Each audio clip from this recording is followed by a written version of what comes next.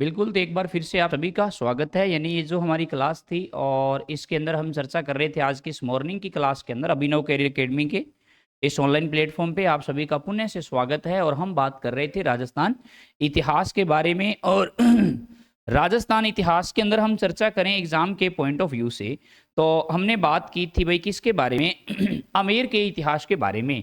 तो थोड़ा मैं रिवाइज करवा दूं। जैसे आमेर का जो पहला राजा वास्तविक शुरुआत हुई भारमल, भारमल के बाद आया था भगवान दास और भगवान दास के बाद आया था मान सिंह फर्स्ट। कौन आया था भाई? तो याद रखना है हमें, मान सिंह फर्स्ट आए थे। और मान सिंह फर्स्ट के बाद आए थे भाव सिंह जी।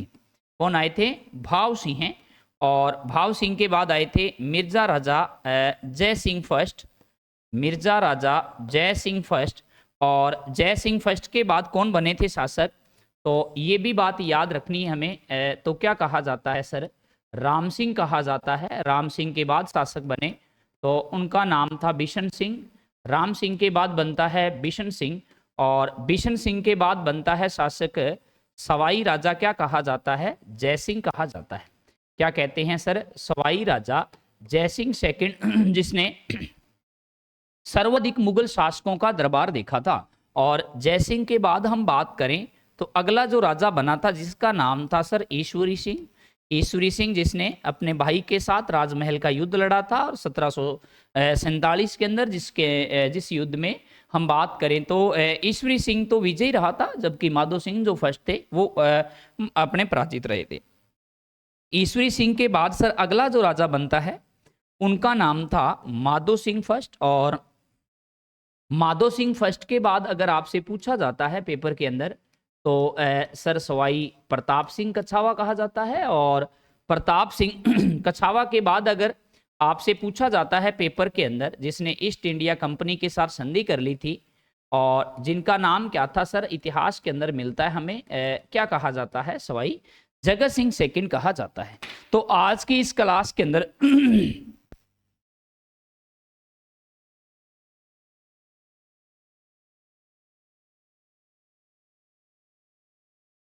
आज की इस क्लास के अंदर हम बात करने वाले हैं आमेर के आज उस राजा के ऊपर, यानी जिसका नाम था सवाई जय सिंह सेकंड कहा जाता है। ये हमारे जयपुर आमेर का अंतिम राजा था जिसने मतलब ईस्ट इंडिया कंपनी के साथ आर्षित पार्थक्य नीति के तहत संधि कर ली गई थी। अब देखो इनके मतलब इन्हें क्या कहा जाता है? जयपुर का बदनामी शासक कहते हैं। जयपुर का क्या कहा जाता है सर? तो याद रखना है जयपुर का इन्हें क्या कहते हैं सर? तो भाई बदनामी शासक कहा जाता है। किसको कहा जाता है बदनामी शासक? तो ये कहा जाता है सवाई जय सिंह जगत सिंह सेकंड। सॉरी, मानवीय त्रुटि भाई, क्या नाम आएगा यहाँ पे? तो यहाँ कहा जाएगा जगत सिंह सेकंड कहा जाता है। क्या कहते हैं? जगत सिंह सेकंड। क्योंकि इनकी एक मतलब प्रेमिका थी जिस कारण इनको बदनामी शासक की संज्ञा दी गई जिसका नाम था वेश्य रस कपूर कहा जाता है। क्या कहते हैं सर? तो याद रखना है हमें, जिसे कहा जाता है वेश्य रस कपूर के नाम से जाना जाता है, इसलिए इनको क्या कहते हैं? जयपुर का बदनामी शासक कहा जाता है। अब देखो इनके काल के अंदर एक ना विवाद हुआ था आमेर और मारवाड़ के बीच, जिसे हम क्या कहते हैं सर? जिसे कहा जाता है कृष्णा कुमारी विवाद कहा जाता है। सर कृष्णा कुमारी जो विवाद हुआ था वो कब होता है? 1807 के अंदर होता है। सर ये कब कहाँ हुआ था? तो याद रखना है हमें सर, ये हुआ था पर्वतसर के अंदर। और पर्वतसर सर कहाँ पड़ता है? तो ये भी बात याद रखने योग्य है। पर्वतसर पड़ता है डीडवाना कुचामन के अंदर स्थित है। कहाँ पे स्थित है? डीडवाना कुचामन के अंदर ये 1807 में युद्ध होता है। अब देखो आगे हमें क्या बात याद रखनी है क्या नहीं रखनी, तो ये प्रश्न बड़े इंपॉर्टेंट रहते हैं। तो देखो भाई विवाद के बारे में आपसे पूछा जाता है पेपर के अंदर तो क्या कहा जाता है? जरा ये भी प्रश्न आपको याद रखना है। तो कृष्णा कुमारी विवाद की बात की जाए तो आपको याद रखना है कि इधर तो राजा था जिसका नाम था सवाई राजा जगत सिंह सेकंड कहा जाता है। ये थोड़ा थ्योरिकल पढ़ लेते हैं और फिर मैं आपको प्रैक्टिकली भी बता दूंगा। जगत सिंह सेकंड आ गया और एक मारवाड़ का राजा था जिसका सर नाम क्या रहता है, तो याद रखना है सर, मान सिंह राठौड़ कहा जाता है। अब मान सिंह राठौड़ सर कहाँ का राजा थे, तो ये हमारे मारवाड़ जोधपुर के शासक थे। अब देखो हमें क्या बात याद रखनी है, तो जैसे कि हमें याद रखना है सर, ये हमारा उत्तरी राजस्थान है और इधर हमारा ये जो है ये हमारा दक्षिणी हो गया, ये हमारा दक्षिणी राजस्थान है, ये हमारा कौन सा राजस्थान है, तो याद रखना है पेपर के अंदर इसे क्या कहा जाता है, ये इस प्रकार की हमारे राजस्थान की स्थिति रहती है। अब देखो राजस्थान में अंदर सर कौन कौन सी रियासतें थी, जैसे कहा जाए ये बीकानेर है, ये हमारा आमेर है, ये हमारा मेवाड़ है। तो यहाँ ये कौन सी रियासत है, इसे मेवाड़ कहा जाता है। ये कौन सी रियासत है, तो इसे भाई आमेर कहा जाता है। वो मेवाड़ है, ये आमेर है और ये मारवाड़ है। ये क्या है सर, तो इसे मारवाड़ कहा जाता है। अब देखो मारवाड़ के राजा थे दो, मारवाड़ के कितने राजकुमार थे, तो दो राजकुमारों का जिक्र हमें करना है यहाँ पे। एक का नाम तो महाराजा भीम सिंह था और दूसरे का नाम क्या था, तो जो जिसे हमारे राजस्थान का सन्यासी राजा भी कहा जाता है, तो उनका नाम क्या था सर, याद रखना है हमें, मान सिंह राठौड़। और हमारे मेवाड़ के राजा कौन थे तो मेवाड़ के राजा थे महाराणा, क्या कहा जाता है सर, तो भीम सिंह जी कहा जाता है। जैसे ही किसी राजा या राजकुमार के नाम के आगे राणा, महाराणा या सिसोदिया लग जाए तो हम मेवाड़ की चर्चा करते हैं। और यहाँ का राजा सर उस समय कौन था, तो ये भी बात हमें याद रखनी है सर, यहाँ का राजा था सवाई राजा जय सिंह सेकंड। अब देखो ये हमारी ऊपर बीकानेर रियासत थी, ये कौन सी रियासत थी सर, इधर जांगल देश में बीकानेर की स्थापना राव बीका ने करवाई थी। और बीकानेर का उस समय राजा था महाराजा सूरत सिंह जी कहा जाता है, सूरत सिंह राठौड़ कहा जाता है। और सूरत सिंह राठौड़ ने 1805 ईस्वी को मंगलवार के दिन बटनेर को जीत करके इसका नाम क्या रखा गया था सर, तो हनुमानगढ़ रखा गया था। अब देखो हमें और क्या बात याद रखनी है यहाँ पे, महाराणा भीम सिंह की एक बेटी थी, यानी इनकी एक पुत्री थी जिसका नाम था कृष्णा कुमारी। क्या कहा जाता है सर, कृष्णा कुमारी कहा जाता है। अब देखो कृष्णा कुमारी जो थी ना, इसका भाई रिश्ता किया गया था तय किसके साथ है, तो ये बात हमें याद रखनी है, ये रिश्ता किया गया था सर तय किसके साथ है, भीम सिंह राठौड़ के साथ ये रिश्ता तय कर दिया गया। लेकिन क्या हुआ, 1803 में भीम सिंह जी की मृत्यु होगी। 1803 के अंदर भीम सिंह राठौड़ की क्या हो जाती है सर, मृत्यु हो जाती है, यानी डेथ हो जाती है। तो जैसे ही महाराणा भीम सिंह नहीं, भीम सिंह की पुत्री का तो विवाह किया था भीम सिंह राठौड़ के साथ, और भीम सिंह राठौड़ की जैसे ही मृत्यु हुई तो इस कृष्णा कुमारी का जो रिश्ता था ना, ये कहाँ कर दिया गया, ये कर दिया जाता है भाई, विवाह तय कर दिया गया कि अब मारवाड़ में उसका विवाह न होकर के अब उसका विवाह कहाँ किया जाएगा। तो ये बात हमें याद रखना है कि उसका रिश्ता कर दिया गया तय कहाँ पे, तो भाई ये अमेर में उनका रिश्ता तय कर दिया जाता है। अब जैसे ही अमेर के अंदर उसका रिश्ता तय कर दिया गया तो इस बात का पता चला किसको, मान सिंह राठौड़ को इस बात का पता चलता है। तो मान सिंह राठौड़ इस घटना को लेकर के, यानी जो महाराणा भीम सिंह जी थे इनके साथ नाराज हो गए। अब जैसे ही नाराज हो गए तो ये क्या है, मान सिंह जी कृष्णा कुमारी को प्राप्त करना चाहते थे। तो मान सिंह जाते हैं भाई किसके पास, सवाई राजा जगत सिंह सेकंड के पास। बोले सवाई जय सिंह सेकंड, ये तो हमारे मारवाड़ की मंगेतर है और इसका जो विवाह है ये किसी भी हालात के अंदर मैं अमेर के अंदर नहीं होने दूंगा। जब इन्होंने ये बात कही तो इन दोनों के मध्य भाई एक विवाद जैसी स्थिति पैदा होगी।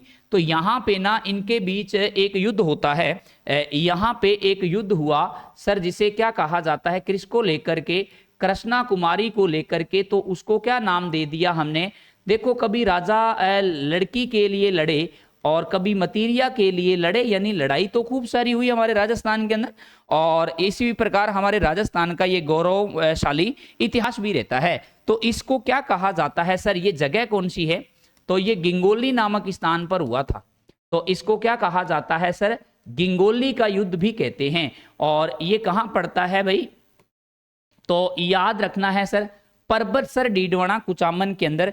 गिंगोली नामक स्थान पर एक युद्ध हुआ और इस युद्ध के अंदर देखना है हमें क्या होता है कि हमारे यहाँ मारवाड़ का राजा तो मानसिंह था, मेवाड़ का राजा भीम सिंह था और अमेर का राजा था भाई कौन, सवाई जगत सिंह सेकंड।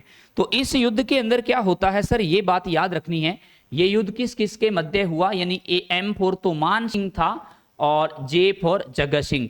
अब ये सूरज सिंह राठौड़ ने सर सहायता किसकी की, मान सिंह की सहायता न करके इन्होंने जगत सिंह की सहायता की। और सूरज सिंह कहाँ के राजा थे, हमारे बीकानेर के। तो इसके अंदर सर विजयी कौन रहता है, ये भी बात याद रखनी हमें सर। इसके अंदर जो विजयी रहता है कौन, तो विजयी रहा था भाई, अगर बात की जाए पेपर के अंदर आपसे पूछा जाता है सवाल, तो विजयी रहा था जगत सिंह सेकंड। अब जगत सिंह सेकंड जैसे ही विजयी रहा तो ये तनाव समाप्त नहीं हुआ, ये जो विवाद था ये खत्म नहीं हुआ। तो फिर क्या किया गया, अमीर खां पिंडारी के सहयोग से, किसके सहयोग से भाई, अमीर खां पिंडारी के सहयोग से इस कृष्णा कुमारी को सर क्या दे दिया जाता है, जहर दे दिया गया था। किसको जहर दे दिया गया था, तो ये बात याद रखनी है, क्या कहते हैं, कृष्णा कुमारी को अमीर खां पिंडारी के सहयोग से, अमीर खां पिंडारी के सहयोग से ना, अमीर खां पिंडारी के सहयोग से है ना, सहयोग से क्या किया गया कि इसको क्या दे दिया गया था सर, जहर दिया गया। और जैसे इनको जहर दे दिया गया था तो 1810 के अंदर ये इनकी क्या हो जाती है सर, मृत्यु हो जाती है।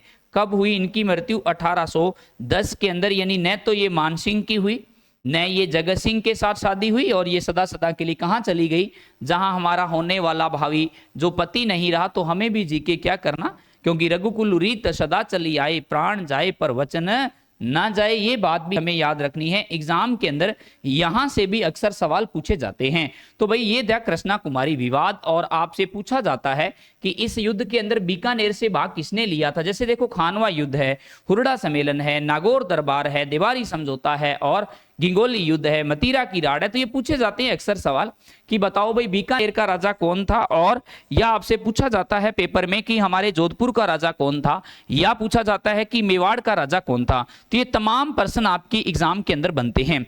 अब देखो और क्या कहा जाता है सर, तो इसके अंदर सहायता की थी बीकानेर के राजा, सहायता की गई थी किसके द्वारा, बीकानेर के राजा महाराजा सूरत सिंह जी। बीकानेर के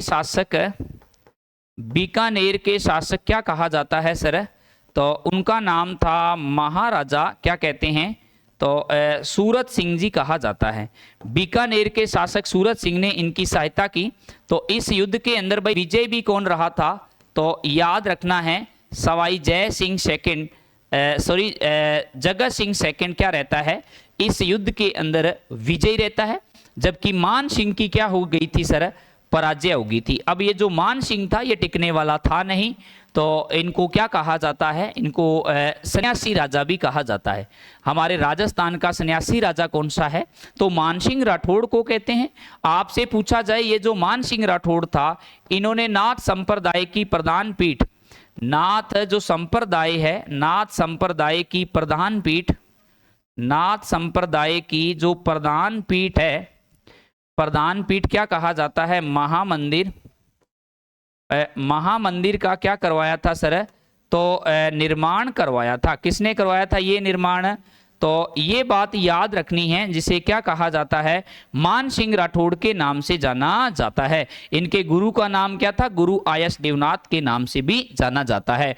अब देखो हमें एक बात और याद रखनी है, जैसे ईस्ट इंडिया कंपनी हमारे भारत के अंदर आई थी, तो ईस्ट इंडिया कंपनी ने हमारे भारत के अंदर देखो धीरे धीरे हमारी राजनीति के अंदर, प्रशासनिक व्यवस्था के अंदर हस्तक्षेप करना शुरू किया। तो आपसे एक सवाल और भी पूछा जाता है सर कि 1818 में सवाई जगत सिंह सेकंड के द्वारा, सवाई जगत सिंह सेकंड के द्वारा क्या कहा जाता है, यानी आरक्षित पार्थक्य नीति के तहत, आरक्षित जो पार्थक्य नीति थी, आरक्षित पार्थक्य नीति के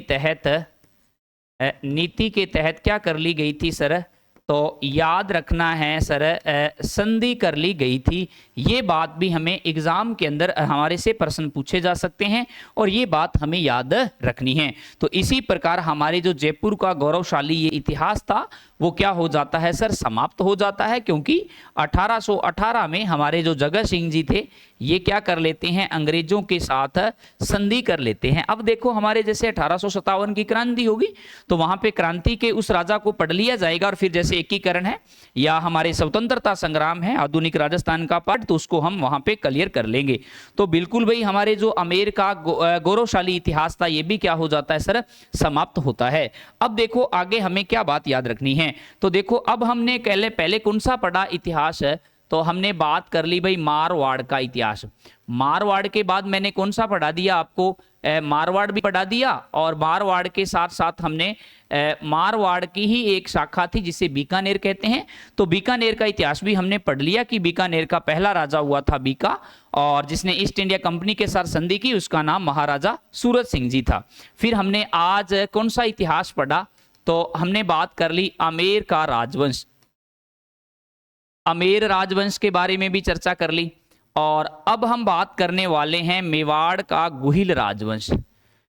मेवाड़ का राजवंश पढ़ेंगे आज की इस क्लास के अंदर और मेवाड़ का कौन सा राजवंश पढ़ने वाले हैं आज की इस क्लास में हम, तो उसे कहा जाता है गुहिल वंश के नाम से जाना जाता है।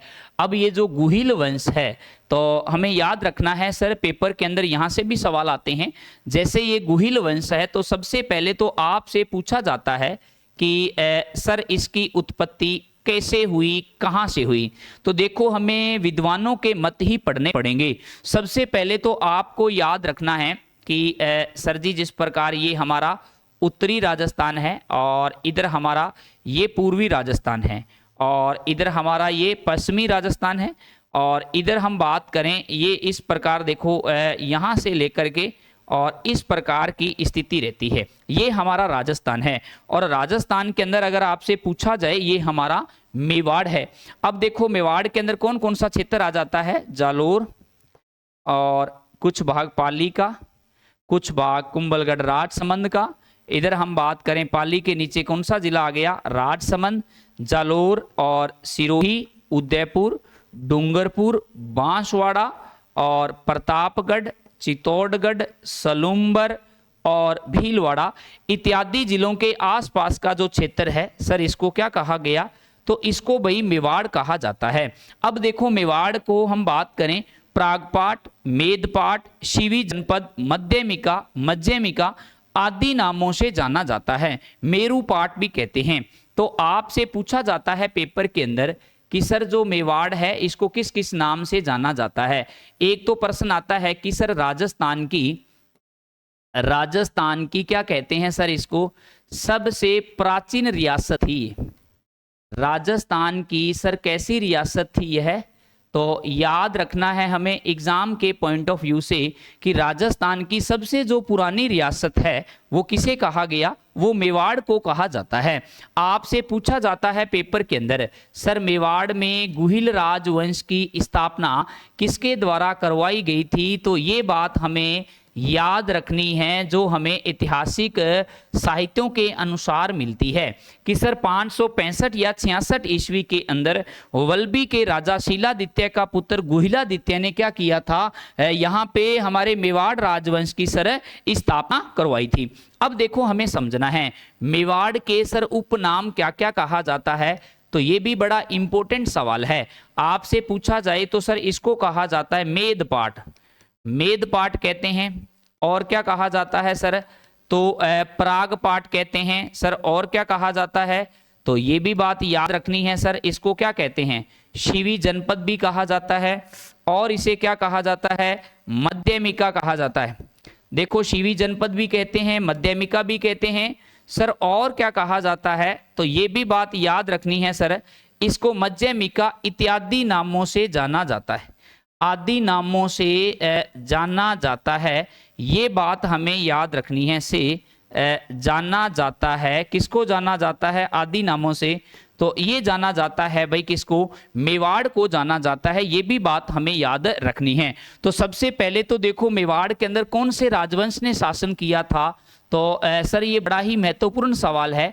यहाँ पे राजवंश पूछा जाए आपसे तो वो कौन सा राजवंश आ जाएगा सर, तो वो आ जाएगा भाई हमारे पास गुहिल राजवंश आ जाता है। और गुहिल राजवंश की स्थापना किसने करवाई थी सर, गुहिलादित्य के द्वारा करवाई गई थी। अब देखो हमें आगे क्या बात याद रखनी है, जैसे सर ये हमारा राजस्थान है, थोड़ा समझते हैं इसके बारे में। तो ये जो हमारा राजस्थान है इसके बारे में कहा जाता है, ये देखो ये राजस्थान है, इधर हमारे राजस्थान की ये दक्षिणी दिशा है, और इधर हमारे राजस्थान की वो पूर्वी है, ये पश्चिमी है, और इधर उत्तरी दिशा पड़ती है। तो यहाँ देखो ये जो है ना हमारे ये हमारा मेवाड़ था, इसे क्या कहते हैं सर, तो इसे मेवाड़ कहा जाता है। अभी हाल ही में मैंने बताया भी है। यहाँ पे जो हमारे इस प्रकार राज्य है इसे कहा जाता है गुजरात। क्या कहते हैं सर, गुजरात, जो कि एक खाड़ी राज्य है। हमारे राजस्थान की कुछ नदियां ऐसी भी है जिनका उद्गम राजस्थान से होता है और अपना वो जल कहाँ ले जाती है, कच्छ की खाड़ी यानी कच्छ के रण में जाकर वो विलुप्त हो जाती है। तो यहाँ पे ना द्वारिकाधीश का मंदिर है। कौन सा मंदिर है सर, तो याद रखना है, उसे कहा जाता है द्वारिकाधीश का मंदिर कहते हैं। कौन सा टेम्पल कहा जाता है सर, तो याद रखना है द्वारिकाधीश का मंदिर। और द्वारिकाधीश का मंदिर कहाँ है, तो सर ये गुजरात के अंदर है। गुजरात जो कि हमारा एक खाड़ी राज्य है। अब देखो क्या बात याद रखनी है हमें कि ना वल्लभी का एक राजा था, वल्लभी का एक राजा था, वल्लभी का, और वल्लभी का राजा था जिसका नाम था, क्या कहा जाता है सर, जिसका नाम था क्या कहते हैं सर, शीलादित्य कहा जाता है। क्या नाम मिलता है, शीलादित्य कहा जाता है। इसकी जो पत्नी थी और इसकी वाइफ जो थी ना, यानी इनकी जो रानी थी, उसका नाम था पुष्पावती। क्या कहते हैं सर, तो उनका नाम क्या मिलता है हमें एग्जाम के पॉइंट ऑफ व्यू से, तो उसे पुष्पावती कहा जाता है। अब आपको एग्जाम के अंदर ये बात याद रखनी है कि शीलादित्य वल्लभी गुजरात का राजा था और उसकी पत्नी का नाम सर क्या था, तो उनकी पत्नी का नाम पुष्पावती था। ये जब पुष्पावती थी ना, जब ये गर्भवती हुई, यानी क्या हुई भाई, गर्भवती हुई, तो ये क्या है कि यहाँ पे हमारे आबू का मंदिर है, एक आबू सिरोही में एक मंदिर है। कौन सी माता का मंदिर है, तो याद रखना है अर्बुदा देवी माता। कौन सी देवी है सर यह, तो उसका नाम है अर्बुदा देवी कहा जाता है। तो इस आबू के अर्बुदा देवी माता के मंदिर में ये भाई क्या है, पुत्र रत्न की प्राप्ति के लिए मन्नत मांगने के लिए कहाँ जाती है, तो ये जाती है सर कहाँ पे, अर्बुदा देवी माता के मंदिर में। पीछे से क्या हुआ कि हमारे सिंध प्रांत के आक्रमणकारी ने इस वल्लभी पर अटैक कर दिया। किसने अटैक कर दिया, यानी सिंध प्रांत के आक्रमणकारी ने। सिंध प्रांत जो कि वर्तमान में हमारे पाकिस्तान के अंदर है, क्योंकि जो पाकिस्तान है ये 15 अगस्त 1949 से पहले हमारे हिंदुस्तान का ही भाग था। ये बात आपको याद रखनी है, नो डाउट, इसमें कोई प्रॉब्लम है नहीं। तो अब क्या हुआ कि जब आक्रमण कर दिया गया तो पूरी तरह द्वारिका वल्लभी को नष्ट कर दिया गया। और पुष्पावती जब गर्भवती थी तो ये पुत्र रत्न की मन्नत मांग करके और कहाँ चली जाती है सर, तो ये बात याद रखनी है, ये चली जाती है भाई, जैसे ही वापिस लौट रही थी तो इनको वल्लभी के पतन की सूचना मिली। इनको क्या सूचना मिली कि वल्लभी का क्या हो चुका है, पतन हो चुका है।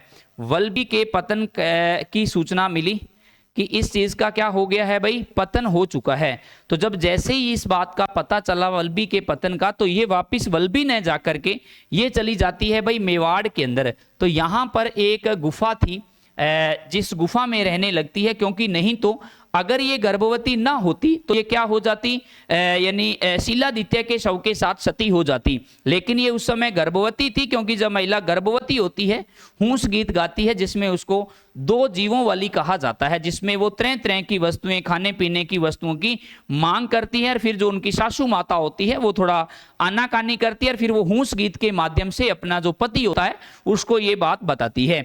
अब देखो उस गुफा का नाम था मल्लिया नामक गुफा। क्या नाम था सर, तो याद रख लेना है, उस गुफा का नाम था मल्लिया नामक गुफा कहा जाता है। और मल्लिया नामक गुफा के अंदर इन्होंने एक पुत्र को क्या दिया था सर, जन्म दे दिया। अब पुत्र का जन्म हुआ किसके अंदर, गुफा में हुआ। किस में हुआ, गुफा में हुआ। तो गुफा से ही उसका नाम क्या रख दिया गया, गुहा भी कहते हैं क्योंकि गुफा का ही पर्यायवाची नाम है, क्या कहा जाता है, यानी गुहा कहा जाता है। तो आपको याद रखना है सर एग्जाम के अंदर क्या कहा जाता है, तो उसका गुफा में जन्म हुआ, मल्लिया नाम गुफा में, तो उसका नाम भी क्या रख लिया गया, गुहिलादित्य। अर्थात हुआ क्या कि जब भाई पुष्पावती ने एक पुत्र को जन्म दे दिया और पुत्र का नाम क्या रखा गया, पुत्र का जन्म हुआ गुहिलादित्य, और स्वयं फिर क्या हो जाती है, इसका ये सती हो जाती है। ये क्या हो जाती है भाई, सती हो जाती है। और ये इसका जो लालन पालन है गुहिलादित्य का, तो इनकी दाई माँ कौन थी, इनकी दाई माँ का नाम है कमलावती कहा जाता है। क्या कहा जाता है सर, कमलावती के द्वारा इनका पालन पोषण किया गया। जैसे पन्नादाई के द्वारा मेवाड़ के महाराणा उदय सिंह के प्राणों की रक्षा के लिए उन्होंने अपने पुत्र चंदन का बलिदान दे दिया था, है ना, ये बात भी याद रखनी है। और इसी प्रकार जो गोरादाई नामक हमारे मारवाड़ की महिला थी जिसने अजीत सिंह राठौड़ का पालन पोषण किया था, ये बात भी हमें याद रखनी है। तो जैसे पालन पोषण किया गया था अजीत सिंह राठौड़ के द्वारा, तो अजीत सिंह राठौड़ के द्वारा नहीं, अजीत सिंह राठौड़ का, तो आपसे पूछा जाए कि मारवाड़ की दाई, मारवाड़ की पन्नादाई किसे कहते हैं, तो देखो यहां से भी सवाल बनता है, मारवाड़ की पन्नादाई किसे कहा जाता है। तो मारवाड़ की जो पन्नादाई है वो कहा किसे जाता है सर, तो याद रखना है हमें एग्जाम के अंदर, वो किसे कहा जाता है, गोरादाई को कहा जाता है। और गोरादाई ने किसका पालन पोषण किया था, तो ये भी बात हमें याद रखनी है सर, गोरादाई के द्वारा किसका पालन पोषण किया गया था, तो अजीत सिंह, जिसको कान का कच्चा राजा भी कहा गया। अजीत सिंह क्या कहा जाता है सर, राठौड़ कहा जाता है। ये अजीत सिंह राठौड़ वही है जिसने सवाई जयसिंह द्वितीय के साथ देवारी नामक समझौता किया था और अपनी बेटी सूरज कुमारी का विवाह सवाई जयसिंह सेकंड के साथ किया गया। तो अब देखो यहाँ पे ना ये भील आदिवासी क्षेत्र था, क्या नाम था भाई उनका, भील आदिवासी क्षेत्र था। और भीलों का ही एक, यानी ये भीलों के बच्चों के साथ खेलने कूदने लगे, धीरे धीरे ये मुटियार हुए। लेकिन इसमें राजा का बेटा था, क्योंकि शिलादित्य कहाँ का राजा था, वल्लभी गुजरात का, तो ये भी राजा का ही बेटा था। तो फिर क्या हुआ, इसमें राजा के गुण थे। तो यहाँ पर एक मिलता है, उसका नाम है मुंडलिक। भील समुदाय का व्यक्ति था जिसका नाम था मुंडलिक। तो एक बार क्या है कि ऐसे ही ये मतलब खेल रहे थे, खेल अभी इतने मुटियार थे नहीं, तो उस समय क्या किया गया कि राज तिलक किया, इसको राजा बना दिया। तो राजा बनाया गया तो उस समय तिलक विलक की जरूरत पड़ी, अब तिलक इनके पास था नहीं। तो इन्होंने क्या किया, उस भील समुदाय के व्यक्ति ने अपने जो बाएं हाथ का अंगूठा था उसको काटा और इसके क्या कर दिया भाई, याद रखना है हमें, इस गुहिलादित्य के राज तिलक कर दिया। और वहीं से विडंबना है कि आज जितने भी शासक हुए थे हमारे मेवाड़ के अंदर, उन सभी का जो राज तिलक है वो भील समुदाय के व्यक्ति के द्वारा ही अपने अंगूठे के रक्त से पनेड़ा गांव के अंदर किया जाता था। तो अब देखो ये बात हमें याद रखनी है।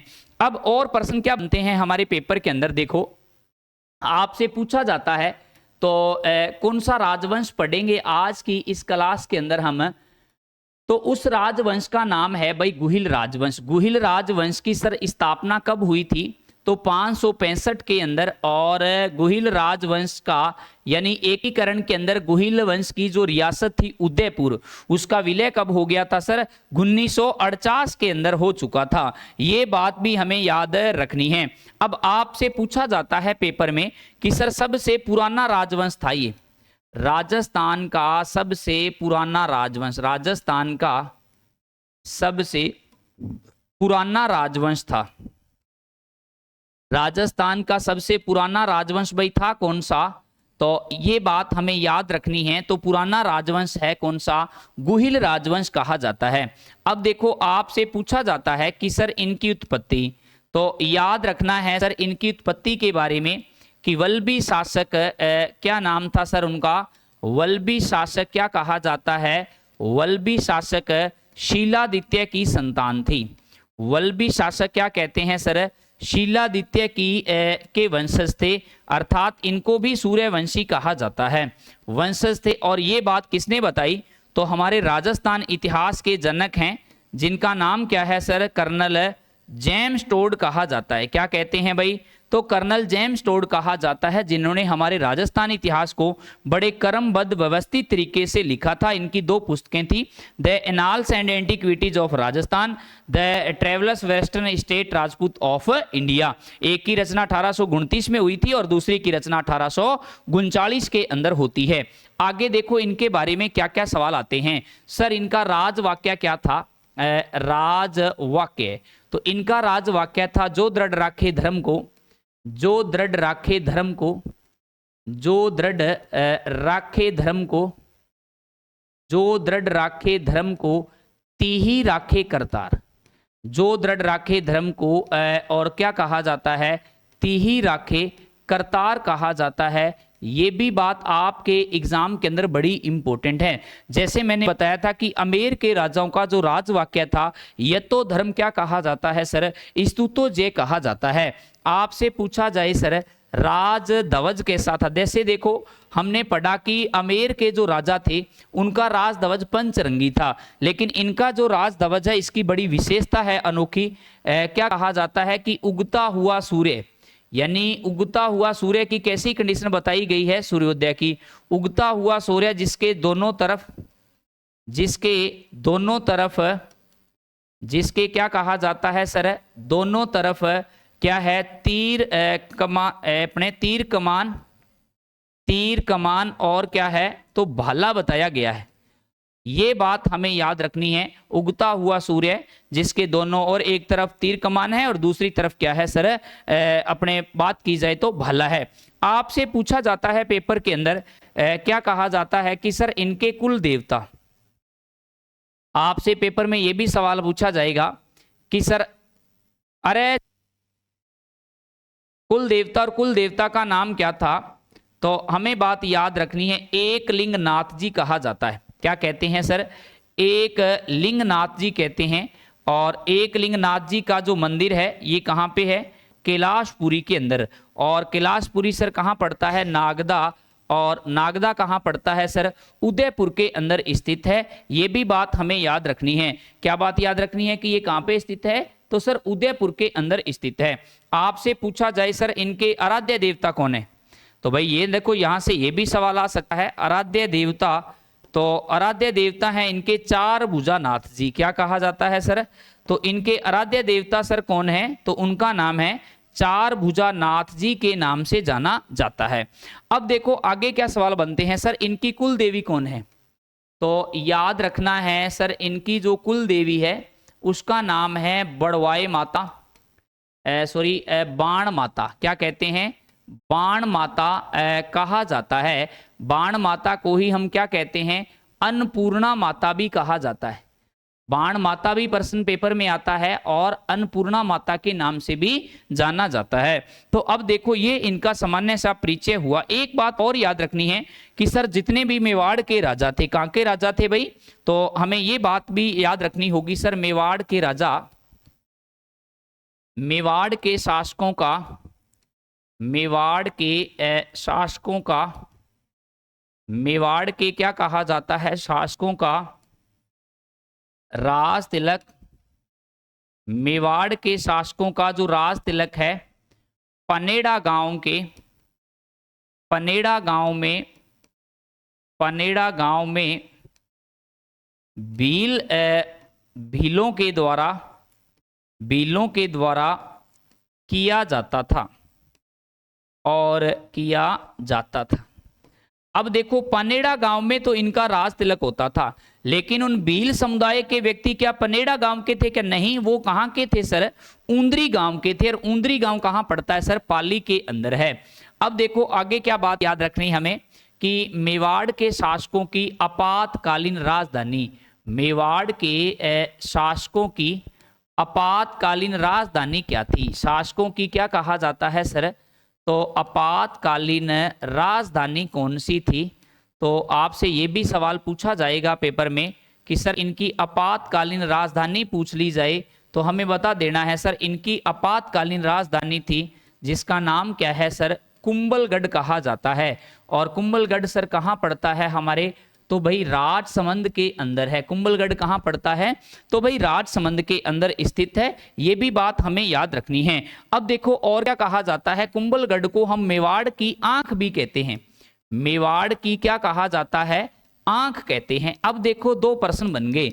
अगर एक तो आ जाएगा कि मेवाड़ की आंख किसे कहते हैं, तो सर किसे कहते हैं? कुंभलगढ़ दुर्ग को। लेकिन कुंभलगढ़ दुर्ग में ही एक स्थित छोटा सा महल है जिसको क्या कहा जाता है? कटारगढ़ महल कहते हैं। और कटारगढ़ महल भी कहाँ पे है? कुंभलगढ़ के अंदर। और कुंभलगढ़ कहाँ पे? हमारे राजसमंद के अंदर। तो इसे क्या कहा जाता है सर? मेवाड़ की तीसरी आंख कहते हैं। मेवाड़ की क्या कहा जाता है सर? तो याद रखना है, मेवाड़ की तीसरी आंख कहते हैं। ये बात भी हमें याद रखनी है, जो कि एग्जाम के अंदर यहां से भी सवाल पूछे जाते हैं। मेवाड़ की आंख पूछा जाए तो कुंभलगढ़ दुर्ग है। मेवाड़ की तीसरी आंख पूछा जाए तो सर कटारगढ़ दुर्ग कहा जाता है। ये बात क्या कहते हैं हम कि मेवाड़ की तीसरी आंख के नाम से जाना जाता है। किसको? कटारगढ़ महल को कहते हैं। कुंभलगढ़ को क्या कहा जाता है? तो मेवाड़ की आंख कहा जाता है। अब देखो हमें क्या बात याद रखनी है। सबसे पहले देखो क्या कहा जाता है, एक बात और याद रखनी है कि इनके जो कुल देवता थे ना, वो किसे कहा जाता है? तो इनके कुल देवता कहते हैं एकलिंगनाथ जी को। किसको कहते हैं भाई? एकलिंगनाथ जी को कहते हैं। और एकलिंगनाथ जी को ये क्या मानते हैं? वास्तविक, यानी मेवाड़ के शासक, मेवाड़ के शासक, मेवाड़ के शासक एकलिंगनाथ जी को, एकलिंगनाथ जी को, एकलिंगनाथ जी को वास्तविक शासक मानते थे। वास्तविक क्या मानते हैं भाई? शासक मानते थे। वास्तविक शासक मानते थे। वह मानते थे वह स्वयं को उसका दीवान मानते थे। स्वयं को सर क्या मानते थे ये? तो उसका दीवान मानते थे। स्वयं को उसका दीवान मानते थे। किसके बारे में कहा जाता है?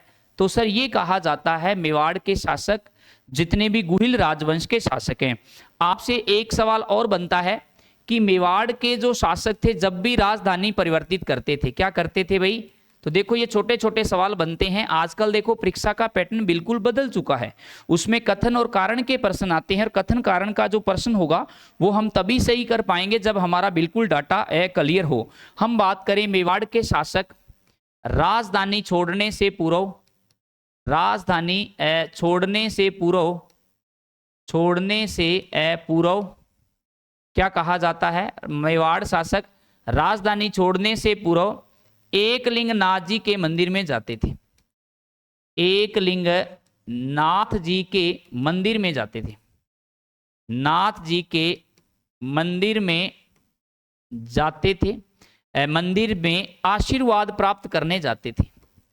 आशीर्वाद प्राप्त करने जाते थे। प्राप्त करने जाते थे। कौन जाते थे भाई? आशीर्वाद प्राप्त करने। तो मेवाड़ के जितने भी शासक होते थे ना, जब राजधानी, जितने भी शासक बने आज तक, जब वो राजधानी छोड़ते थे तो उससे पहले इनके मंदिर से आशीर्वाद प्राप्त करने जाते थे, जिसे क्या कहते थे? जिसे अंश का लेना कहते थे। जिसे क्या कहते थे भाई? अंश का लेना, अंश का लेना कहते थे। ये बात याद रखनी है कि ये स्वयं को तो उनका क्या मानते थे सर? दीवान मानते थे। और अगर आपसे पूछा जाए वास्तविक शासक वो किसको मानते थे? एकलिंगनाथ जी को मानते थे। अब देखो एक सवाल और भी पूछा जाता है कि मेवाड़ के जितने भी शासक हुए हैं, मेवाड़ के शासक, यानी इनको हिंदुआ सूरज भी कहा गया है। किनको भाई? तो मेवाड़ के शासकों को सर क्या कहते हैं? हिंदुआ सूरज के नाम से भी जानते हैं। तो मेवाड़ के शासक क्या है? एकलिंगनाथ जी के मंदिर में, एकलिंगनाथ जी के मंदिर में, एकलिंगनाथ जी के क्या कहा जाता है सर? तो मंदिर में क्या कहते हैं? मंदिर में कभी भी तलवार धारण करके नहीं जाते थे। कभी भी। तो ये प्रश्न देखो यहाँ से भी पूछे जा सकते हैं। कभी भी तलवार धारण करके नहीं जाते थे, धारण करके नहीं जाते थे, करके नहीं जाते थे। एक देखो और भी बात याद रखनी है कि एक हमारे राजस्थान के अंदर एक मंदिर है गोतमेश्वर महादेव का मंदिर, जहां पे जो वर्दीधारी पुलिस कर्मी हैं वो कभी वर्दी धारण करके नहीं जाते। लेकिन हमारे राजस्थान की एक ऐसी देवी भी है तनोट माता, जिसको थार की वैष्णो देवी कहते हैं, और उनके मंदिर में हम बात करें तो आज भी वर्दीधारी जो हमारे सेना का जवान होगा वो वहाँ पे क्या करता है, पूजा करता है। ये भी बात याद रखनी है। तो अब देखो यहाँ तक हमने बड़ी डिटेल से बात की ये सारा का सारा घटनाक्रम। अब हम आगे बात करते हैं इसके बारे में। तो आगे देखो भाई, ये जो गुहिलादित्य था, आपसे पूछा जाता है गुहिल वंश का संस्थापक किसे कहते हैं। तो बिल्कुल हमें ये भी बात याद रखनी है कि गुहिल वंश का जो संस्थापक है, गुहिल वंश का सर जो संस्थापक है, गुहिल वंश का क्या कहते हैं सर, जो संस्थापक कहा जाता है वो किसे कहते हैं। तो वो कहा जाता है सर जी किसको, तो गुहिलादित्य को कहा जाता है। किसको कहते हैं भाई, तो गुहिलादित्य को कहा जाता है। इन्होंने सर स्थापना कब करवाई थी। तो देखो यहाँ से कैसे भी सवाल पूछे जाए तो हमें बता देना है सर, इन्होंने या तो आता है 565 के अंदर और यह आ जाता है 566 ईस्वी के अंदर गुहिल राजवंश की सर क्या करवाई गई थी, स्थापना करवाई गई थी। उसके बाद देखो हमें गुहिलादित्य के बाद, और आपसे पूछा भी जाता है पेपर के अंदर कि सर इनकी आरंभिक क्या कहते हैं, प्रारंभिक राजधानी क्या थी। तो इनकी भाई जो प्रारंभिक राजधानी थी वो किसे कहते हैं सर, इनकी प्रारंभिक राजधानी थी किसको कहा जाता है, तो नागदा को कहा जाता है। और नागदा वर्तमान में कहाँ पे है, तो सर ये उदयपुर के अंदर है। नागदा कहाँ पड़ता है भाई, उदयपुर के अंदर पड़ता है। ये बात भी हमें याद रखनी है। अब देखो गुहिलादित्य के बाद अगर आपसे आगे पूछा जाता है तो अगला शासक कौन बनता है सर, ये भी बात याद रखनी है। अब देखो अगला राजा बनता है यहाँ का बप्पा रावल। क्या कहा जाता है सर, बप्पा रावल कहा जाता है। और बप्पा रावल के शासनकाल की बात करें 1734 से लेकर के और 1753 ईस्वी तक इनका कालक्रम शासनकाल रहता है। अब देखो ये जो बप्पा रावल था तो इनके बारे में इनका उपनाम क्या कहा जाता है सर, इनको उपाधि दी गई थी कौन सी, इनको कालभोज कहा जाता है। इनको क्या कहते हैं, तो या तो कालभोज कहा जाता है या क्या कहा जाता है सर, तो याद रखना है हमें एग्जाम के पॉइंट ऑफ व्यू से, या उसको क्या कहते हैं सर, मालभोज के नाम से जाना जाता है। ये भी आपकी परीक्षा के अंदर यहां से भी सवाल पूछे जाएंगे और बड़े ही इंपॉर्टेंट हैं। आगे देखो इन्होंने क्या किया था, ये भी किसकी गायें चराया करते थे, तो हारित ऋषि की गायें चराते थे। हारित ऋषि की गायें चराया करते थे।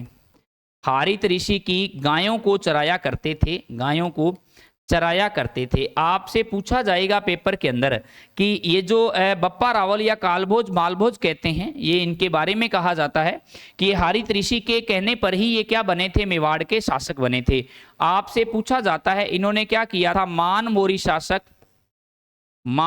शासक को पराजित करके, मान मोरी शासक को क्या किया था इन्होंने, शासक को पराजित करके क्या बने थे सर, शासक बने थे। कौन बने थे भाई शासक, तो याद रखना है एग्जाम के अंदर ये शासक बन जाते हैं कौन, तो ये बने थे भाई बप्पा रावल। आपसे पूछा जाता है पेपर के अंदर इन्होंने सर्वप्रथम कौन से सिक्के चलवाए थे, तो सोने से निर्मित सिक्के जारी करवाए थे। किसने करवाए थे, सोने से निर्मित सिक्के। तो ये भी बात याद रखनी है, ये चलवाए गए थे भाई किसके द्वारा, तो ये चलवाए गए थे सर बप्पा रावल, यानी जिसको क्या कहते हैं हम कालभोज या मालभोज के नाम से जाना जाता है। इन्होंने मौर्य वंश के शासक मान मोरी को पराजित करके चित्तौड़ पर क्या कर लिया था सर, अधिकार किया था। आपसे पूछा जाता है पेपर के अंदर इन्होंने क्या करवाया था, एकलिंग नाथ जी के मंदिर का निर्माण करवाया था।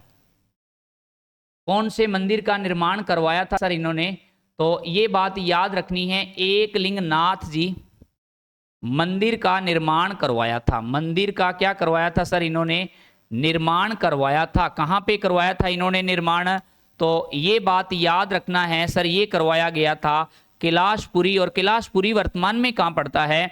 नागदा। नागदा कहाँ पड़ता है सर? सलूम्बर में है या उदयपुर में है? तो भाई ये उदयपुर के अंदर ही स्थित है। ये देखो आपसे पूछा जाता है, बिल्कुल भाई आपसे पूछा जाएगा कि गुहिल वंश के जो शासक हुए, गुहिल वंश के शासक शैव संप्रदाय के अनुयायी थे। कौन से संप्रदाय के अनुयायी थे सर? शैव संप्रदाय के अनुयायी थे। और एक सवाल और बनता है आपके पेपर के अंदर, बड़ा ही गजब का प्रश्न है कि सर अनुयायी थे, है ना। और आपसे पूछा जाएगा पेपर में, क्या कहा जाता है कि गुहिल जो राजवंश था, देखो जैसे शैव संप्रदाय उन्हें कहा जाता है कि भगवान की पूजा भगवान शिव के रूप में, यानी भगवान की पूजा करने के लिए किसकी पूजा की जाती है? तो शिव की पूजा की जाती है। अब देखो अगला सर राजा कौन बनता है, जिनके बारे में कई बार यहाँ से सवाल भी पूछे जाते हैं और प्रश्न भी आते हैं। क्या कहा जाता है सर? आलू रावल कहते हैं, या क्या कहा जाता है सर? अल्लट कहा जाता है, अल्लट कहा जाता है। अब अल्लट के बारे में आपसे पूछा जाता है कि सर इनकी उपाधि क्या थी? तो इनको भी एक उपाधि मिली हुई थी। कौन सी उपाधि मिली हुई? जैसे पहले बप्पा रावल था और इनको कौन सी उपाधि मिली थी सर? ये बात याद रखनी है सर। इनको क्या कहा गया? इनको आलू रावल कहा गया। इनको क्या कहा जाता है? तो इनको तो भाई आलू रावल के नाम से जाना जाता है। जैसे देखो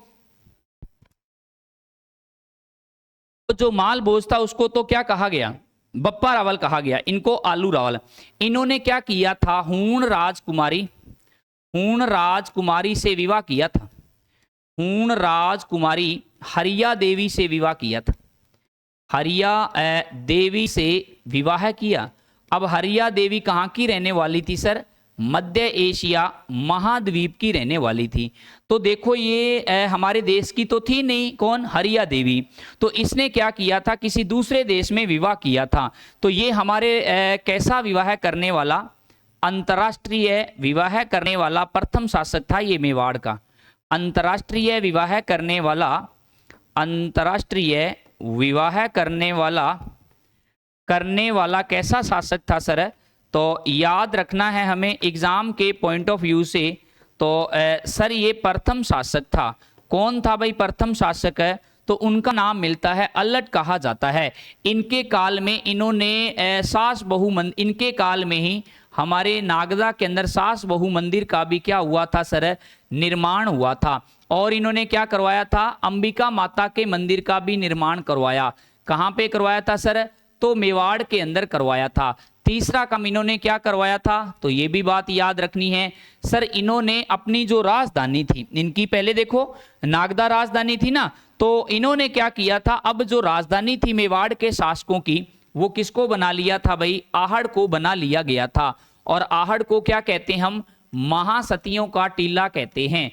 महासतियों का सर क्या कहा जाता है? टीला कहा जाता है। और आहड़ में ही मेवाड़ के शासकों की छतरियां बनी हुई है। मेवाड़ के शासकों की, मेवाड़ के क्या कहा जाता है सर? शासकों की छतरियां कहाँ पे है? तो मेवाड़ के शासकों की जो छतरियां बनी हुई है सर, वो कहाँ बनी हुई है? तो भाई आहड़ के अंदर बनी हुई है। और आहड़ में एक सभ्यता भी मिली थी जिसे आहड़ सभ्यता हम कहते हैं, जहां पे हमें क्या मिला? ग्रामीण सभ्यता, संयुक्त परिवार समाज और क्या मिला था भाई? पितृस्थात्मक सभ्यता के अवशेष मिलते हैं। लेकिन एक बात हमें और याद रखनी है कि ये जो हमें आहड़ सभ्यता थी, ये ताम्र युगीन सभ्यता थी। यहाँ पे ना मानव हथेली की छाप से निर्मित चूल्हे मिले हैं। प्रत्येक घर के अंदर 2 से 3 चूल्हे मिले हैं। अधिकतम यहाँ से कितने मिलते हैं? हमें 6 चूल्हे मिलते हैं। आगे देखो आपसे पूछा जाता है पेपर के अंदर, सर बीकानेर शासकों की छतरियां। तो बीकानेर के शासकों की जो छतरियां हैं वो कौन से सागर में मिलती है? देवी कुंड सागर के अंदर मिलती है। आपसे पूछा जाए सर जयपुर के शासकों की छतरियां, तो भाई कहाँ पे मिलती है? गेटोर की छतरियां कहाँ है सर? जयपुर के अंदर है। और ये बीकानेर वालों की कहाँ पे है? देवी कुंड सागर में, तो बीकानेर में है। आपसे पूछा जाए पेपर के अंदर, तो सर ये जैसलमेर की छतरियां, जैसलमेर में भाटी राजवंश ने शासन किया था और आप जैसल भाटी के द्वारा जैसलमेर शहर की और दुर्ग की स्थापना करवाई गई। तो जैसलमेर के शासकों की जो छतरियां हैं उन्हें क्या कहा जाता है सर? बड़ा बाग की छतरियां। आपसे पूछा जाता है सर जोधपुर के जो शासक हुए, इनकी जो छतरियां हैं ये कहां पे है? तो ये है भाई मंडोर के अंदर, और मंडोर कहाँ पड़ता है सर? जोधपुर के अंदर। आपसे पूछा जाए सर शारबाग की छतरियां, यानी जो कोटा हड़ौती वाले शासक थे तो उनकी जो छतरियां हैं उनको क्या कहा जाता है? शारबाग की छतरियों के नाम से जाना जाता है। तो अल्लट ने क्या किया? अल्लट के काल में ही मेवाड़ के अंदर नौकरशाही प्रथा की शुरुआत भी हुई थी, यानी नौकर वोकर रखना जो शुरू किसके काल में हुए थे सर? तो ये हो गए थे अल्लट के काल में, जिनको आलू रावल कहा जाता है, और जिन्होंने अपनी राजधानी नागदा से आहड़ को स्थापित करवाया। और हूण शासिका यानी ये विदेशी राजकुमारी थी। ये कैसी राजकुमारी थी सर? तो याद रखना है ये विदेशी थी, और विदेशी थी तो उसको क्या कहा जाएगा? जो हमारे दो देशों के बीच में घटनाक्रम होगा, दो राष्ट्रों के बीच में घटनाक्रम होगा, तो उसको क्या कहा जाएगा? अंतर्राष्ट्रीय घटनाक्रम। तो इसमें घटनाक्रम क्या हुआ था सर? एक विवाह हुआ, तो इसको संज्ञा भी कैसी दे दी गई सर? ये हमारे पहला अंतर्राष्ट्रीय विवाह था जो अल्लट ने किसके साथ किया था? हूण शासिका हरिया देवी के साथ शादी की, और अपनी जो शक्ति थी उसको क्या बनाया? सुदृढ़ मजबूत भी बनवाया था। ये देखो अल्लट के बाद सर अगला राजा कौन बनता है? तो अगले राजा की बात करें हम, जिनका नाम था शक्ति कुमार। क्या कहा जाता है सर? शक्ति कुमार कहा जाता है। अब देखो पहला राजा गुहिला द्वितीय पढ़ाया, फिर बप्पा रावल, फिर अल्लट, और अब कौन सा शासक आ गया सर हमारे पास, जिसे हम क्या कहते हैं सर? शक्ति कुमार कहा जाता है। तो इनके काल में क्या हुआ था? एक घटनाक्रम हुआ हमारे चित्तौड़गढ़ के अंदर। इनके काल में क्या हुआ? परमार वंश के शासक, परमार वंश के शासक भोज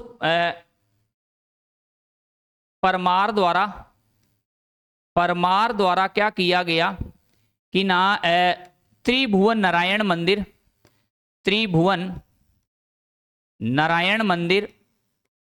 त्रिभुवन क्या कहा जाता है सर? नारायण मंदिर, या जिसको क्या कहते हैं वर्तमान के अंदर हम मोक्कल मंदिर भी कहा जाता है। नारायण मंदिर का क्या करवाया था सर? तो निर्माण करवाया गया था। किसके द्वारा करवाया गया? तो ये करवाया गया था शक्ति कुमार के शासनकाल में। और एक क्या करवाया गया था? हमारे मेवाड़ के अंदर ही भोजसर तालाब की स्थापना भी करवाई। कौन सा तालाब बनवाया था भाई? एक और, तो ये भी बात हमें याद रखनी है सर। तो ये तालाब बनवाया गया था, जिसका नाम क्या था भाई? तो उसे भोजसर तालाब के नाम से भी जाना जाता है। ये भी आपके एग्जाम में यहाँ से सवाल बार बार पूछे जाते हैं। अब देखो शक्ति कुमार के बाद अगला जो शासक बनता है हमारा, जिसका नाम था सर रण सिंह।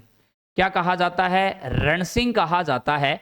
और रण सिंह के शासनकाल की हम बात करें तो भाई इनका शासनकाल रहता है, हालांकि कोई इंपॉर्टेंट है नहीं, लेकिन फिर भी हमें याद रखना है, क्योंकि सन टू सन जोड़ते हुए चलेंगे। जिनका सन मिलता है उनके बारे में हम डिटेल भी पढ़ेंगे।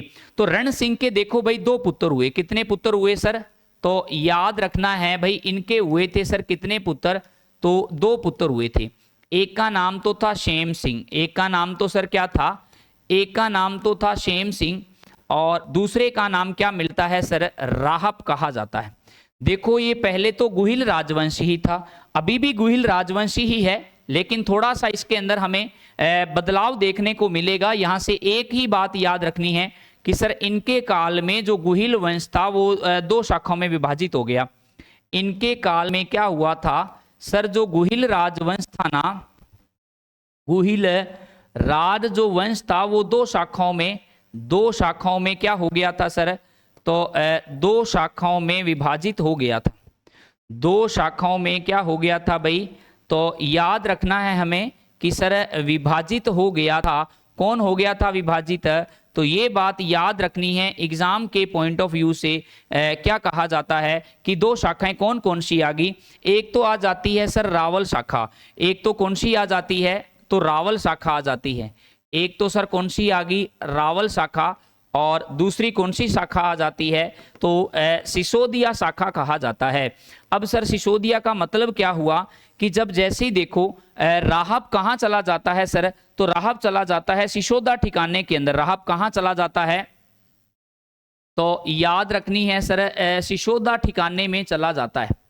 और सिसोदा ठिकाने में चला जाता है सर कौन? तो याद रखना है एग्जाम के पॉइंट ऑफ व्यू से, तो राहब चला जाता है सिसोदा ठिकाने के अंदर, और जिसके आगे वंशज जो थे वो क्या कहलाए थे सर, सिसोदिया कहलाए थे। ये भी बात हमें याद रखनी है। तो रणसिंह के काल में सर ये कितने शाखाओं में विभाजित हो गया था, 2 शाखाओं में, यानी इनका एक पुत्र का नाम तो शेम सिंह था और दूसरे पुत्र का नाम सर क्या था, राहब। तो राहब तो कहां जाकर चला जाता है, सिसोदा ठिकाने में चला जाता है, और वो क्या कहलाए आगे चलकर, सिसोदिया कहलाए। और इनको फिर क्या कहा गया, या तो महाराणा कहा जाता है और क्या कहा जाता है सर, राणा कहा जाता है। इस शाखा के जो शासक थे उनके नाम के आगे क्या लगा था, फिर रावल लगता है। ये बात भी हमें याद रखनी है। अब आगे देखो हमें और क्या याद रखना है सर, आगे आपसे पूछा जाता है कि गुहिल राजवंश, देखो गुहिल राजवंश की कितनी शाखाएं आई, तो भाई यहां से ही हमें पता चल जाएगा। तो हमें याद रखना है सर गुहिल राजवंश के बारे में। तो गुहिल राजवंश की कितनी शाखाएं आ गई हमारे पास, तो सर 2 शाखाएं आ जाती है। एक तो कौन सी शाखा रही, एक तो आ गई भाई हमारे पास रावल शाखा, एक तो सर कौन सी आ जाती है, तो याद रखना है रावल शाखा। और दूसरी कौन सी शाखा आ जाती है सर, तो इसको भी याद रखना है सर, इसको क्या कहा जाता है, सिसोदिया शाखा कहा जाता है। क्या कहते हैं, तो सिसोदिया शाखा के नाम से जाना जाता है।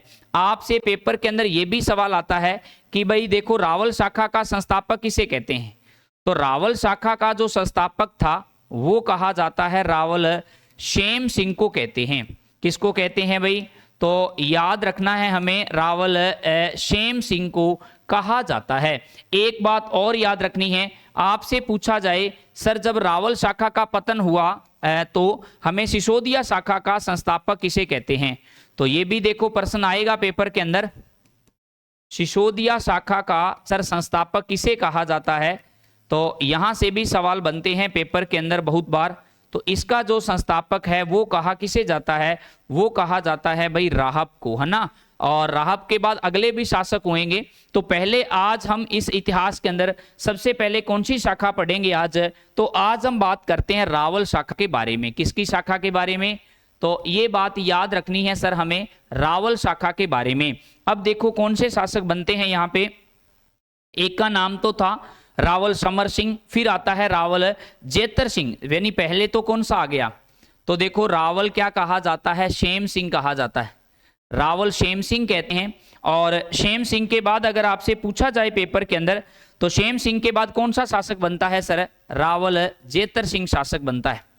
क्या कहा जाता है, रावल जेतर सिंह कहा जाता है।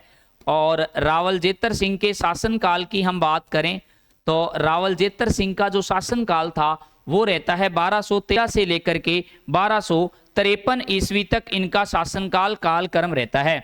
तो जैसे देखो इनका कालक्रम था तो उस समय हमारे दिल्ली सल्तनत, जैसे हम बात करें ये हमारा हिंदुस्तान है, इसे क्या कहा जाता है सर, तो इसे कहा जाता है हिंदुस्तान के नाम से जाना जाता है। ये इस प्रकार हमारे भारत की स्थिति है, जो कि क्षेत्रफल की दृष्टि से विश्व का 7वां बड़ा देश है या 8वां है, जल्दी से कमेंट के अंदर बताओ, है ना। और जनगणना रिपोर्ट, कौन सी जनगणना के अनुसार, तो आपसे ये भी प्रश्न पूछा जाएगा पेपर में, जनगणना रिपोर्ट, जनगणना जो रिपोर्ट है 2011 के अनुसार, जनगणना रिपोर्ट 2011 के अनुसार जनसंख्या की दृष्टि से सबसे बड़ा दूसरा देश है, जनसंख्या की दृष्टि से दूसरा सबसे बड़ा देश है।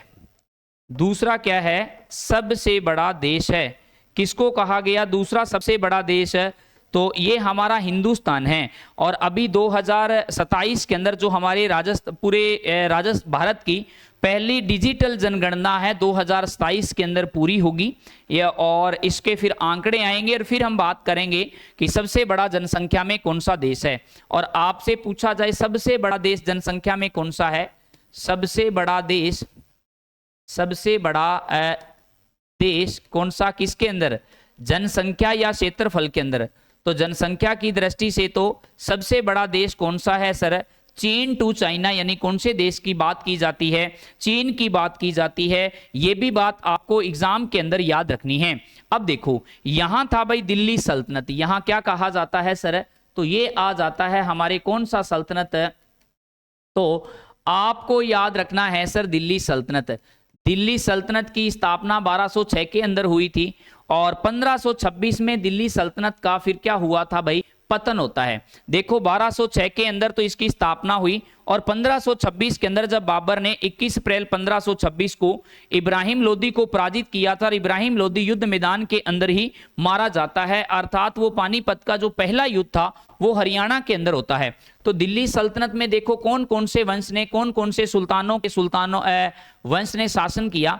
तो सबसे पहले आता है गुलाम, फिर आता है कौन सा वंश, तो याद रखना है खिलजी वंश, और खिलजी वंश के बाद कौन सा वंश आता है सर, तो तुगलक वंश आता है, और तुगलक वंश के बाद कौन सा वंश आता है सर, सैयद वंश आता है, जो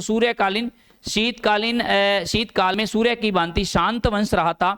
और अंतिम फिर कौन सा वंश रहता है सर, तो याद रखना है हमें एग्जाम के पॉइंट ऑफ व्यू से, जिसे लोधी वंश कहा जाता है। तो आज की क्लास में हम इतनी ही चर्चा करेंगे, बाकी की बात करेंगे कल। तब तक के लिए धन्यवाद, शुक्रिया, आभार, जय हिंद।